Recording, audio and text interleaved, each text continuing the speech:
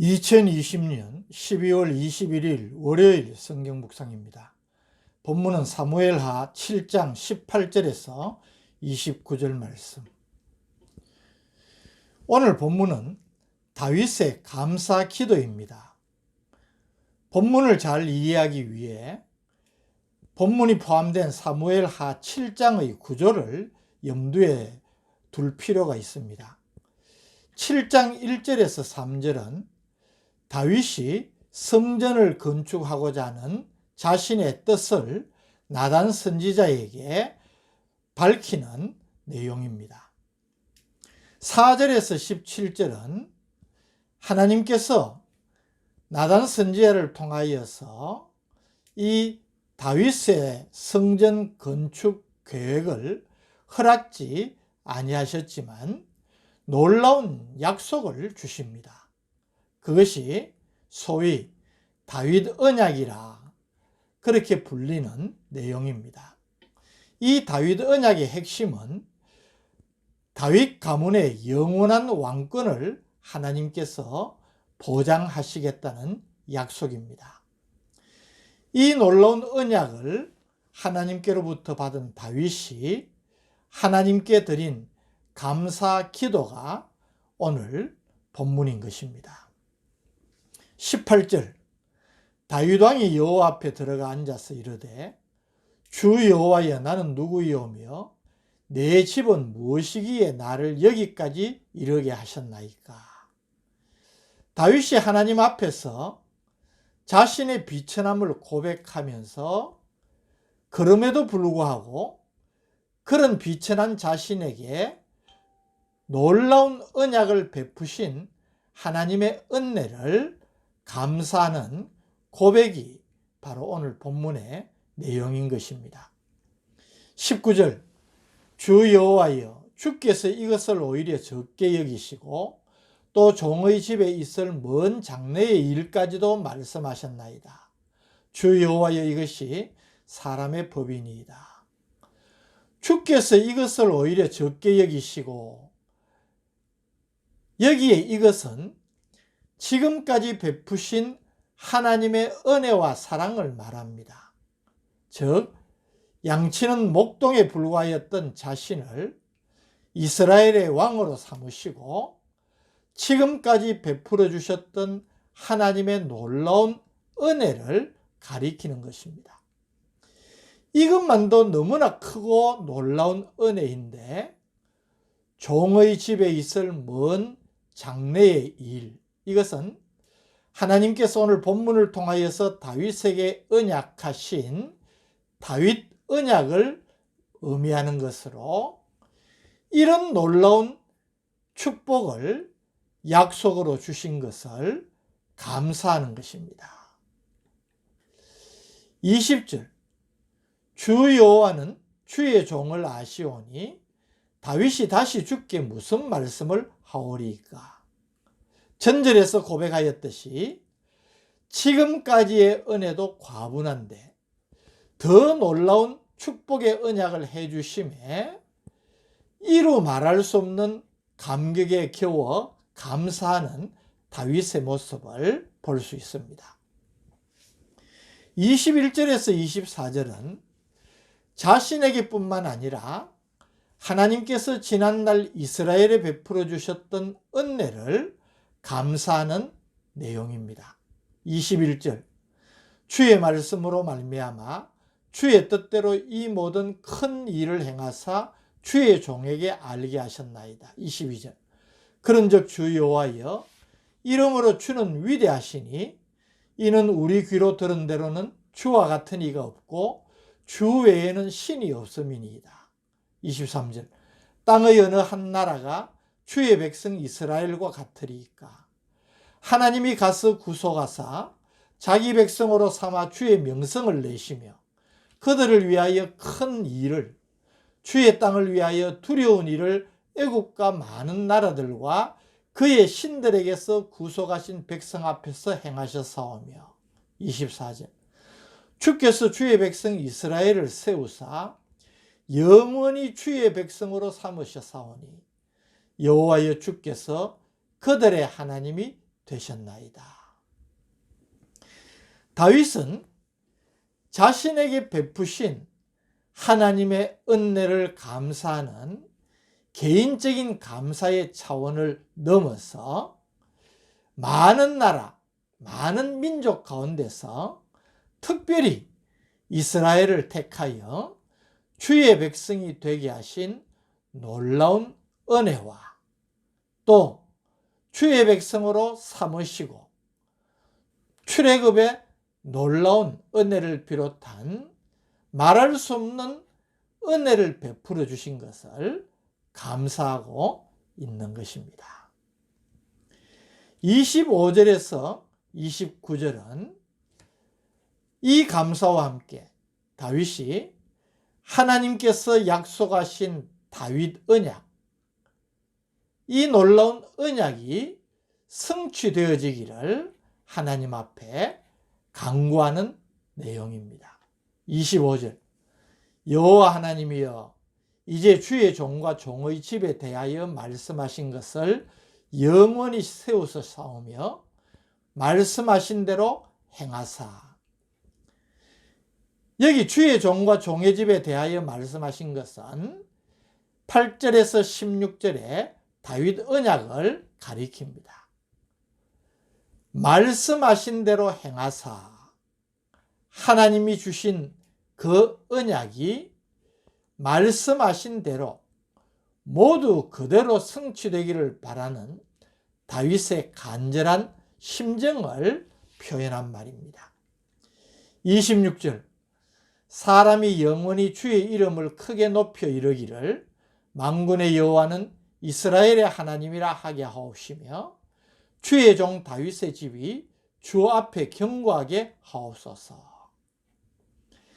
다윗이 간절하게 구한 언약의 성취는 그 무엇보다 하나님의 영광을 드러내는 데 있음을 보여주는 구절입니다. 물론 다윗이 자신의 가문의 영광을 위하여서 소원한 내용이기도 하지만 그러나 하나님의 영광보다 우선적일 수 없음을 다윗이 이 간구를 통하여 분명히 나타내는 것입니다. 27절 만군의 여호와 이스라엘의 하나님이여 주의 종의 귀를 여시고 이르시기를 내가 너를 위하여 집을 세우리라 하셨으므로 주의 종이 이 기도로 주께 간구할 마음이 생겼나이다. 여기 주의 종의 귀를 여시고 이르시기를, 이 말은 하나님께서 다윗으로 하여금 당신의 깊고 심오한 뜻을 알게 하셨다는 의미입니다. 사실 그 높고 깊은 하나님의 뜻을 하나님께서 우리에게 밝혀 계시해 주시지 않으면 우리 인간이 어떻게 깨달을 수가 있겠습니까? 그런데 하나님께서 자신의 앞날과 택한 백성 이스라엘의 앞날에 대한 장래의 축복을 알려주셨음을 감사하고 있는 것입니다. 그리고 다윗은 이 하나님의 약속에 근거하여 하나님의 언약이 이루어지기를 감사하며 간구하는 것입니다. 28절 29절 주 여호와여 오직 주는 하나님이시며 주의 말씀들이 참되시니이다. 주께서 이 좋은 것을 주의 종에게 말씀하셨사오니 이제 청하건대 종의 집에 복을 주사 주 앞에 영원히 있게 하옵소서. 주 여호와께서 말씀하셨사오니 주의 종의 집이 영원히 복을 받게 하옵소서 하니라. 주의 종의 집이 영원히 복을 받게 하옵소서. 이 기도는 다윗 자신의 가문의 왕권이 대대로 계승되고 뿐만 아니라 다윗의 후손들이 하나님의 축복을 누리며 더 나아가서 다윗의 나라가 메시아의 나라에서 완전하고 번성하기를 소원하는 간구가 함축되어 있습니다. 주의 종의 집이 영원히 복을 받게 하옵소서. 우리가 이런 기도를 하나님 앞에 다윗처럼 올릴 수 있다면 이보다 더 큰 축복이 어디 있겠습니까? 오늘 우리는 이 다윗의 감사 기도를 묵상하면서 다윗의 하나님 중심 신앙을 배울 수 있습니다. 다윗은 하나님의 성전을 건축하고자 하는 자신의 선한 계획이 하나님이 허락지 않으심으로 무산이 되었습니다. 그런데 놀라운 것은 다윗이 추호의 불평이나 원망을 하지 않고 도리어 하나님께서 약속하신 미래의 축복을 감사함으로 받아들이고 있다는 사실입니다. 이것은 다윗이 무엇보다도 하나님 중심의 신앙을 갖고 있기 때문에 가능한 일이라고 생각을 합니다. 우리는 나름 선한 일들을 계획하고 도모하면서 그것이 제대로 이루어지지 않을 때에, 내 생각대로 되지 않을 때에 쉽게 내가 좋은 일을 하려는데, 내가 하나님을 위해서 이런 일을 해보려는데 왜 안 될까? 아니 이게 무슨 일일까? 그런 자세를 가지기가 쉽습니다. 그리고 내 생각과 계획을 고집할 때가 많은 우리들 아닙니까?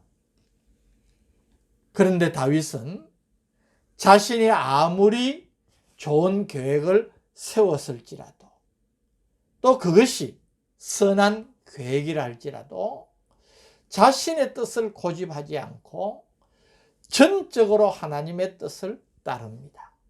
마지못해 억지로 포기하는 것이 아니고 자신의 뜻보다는 하나님의 뜻을 더 우선적으로 생각을 하고 자신의 뜻과 반대되더라도 하나님의 뜻에 감사하며 순복하는 모습을 우리들이 볼 수 있습니다.